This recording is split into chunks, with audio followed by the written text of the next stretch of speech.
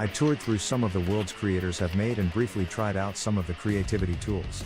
I found myself impressed by their ease of use, and the included asset library should make it fairly easy for players to get started with tweaking their own worlds. Like any platform's building tools, though, it'll take time to see how far people can take their game making in population. 1.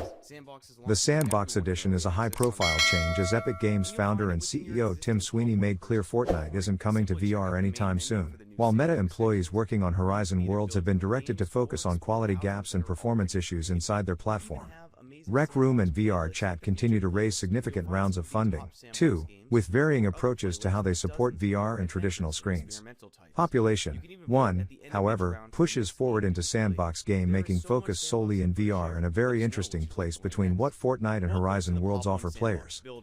Pop 1, with its stick-based movement and wingsuit gliding to traverse vertical gaps, is about as close to full locomotion as a VR title gets. So with gun-driven gameplay anchoring Big Box VR's foray into user-generated game modes, we'll be watching to see how far players and creators take the tools in comparison to Fortnite and Horizon Worlds. During the demo, I visited a few different worlds, including a recreation of a level from the classic multiplayer James Bond game GoldenEye 007 that someone made. The map served as one small example of what may soon be an explosion in recreations of classic games inside Pop 1. There are 3 templates included at launch: grass, moon, and snow templates. You can keep your map completely private so people have to play it the way you want them to play it, said Eric Morrell from Big Box VR.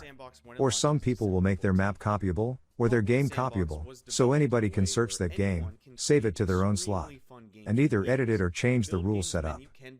For those unaware, Big Box VR is one of 8 VR-focused development studios acquired by Meta over the last few years.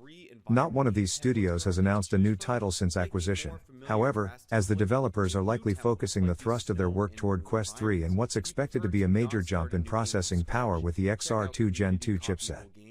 The Pop 1 sandbox will be available alongside the traditional Battle Royale mode in early access starting around noon Pacific time on December 14th.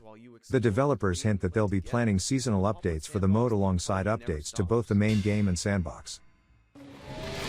Someone, anyone, please help! Okay.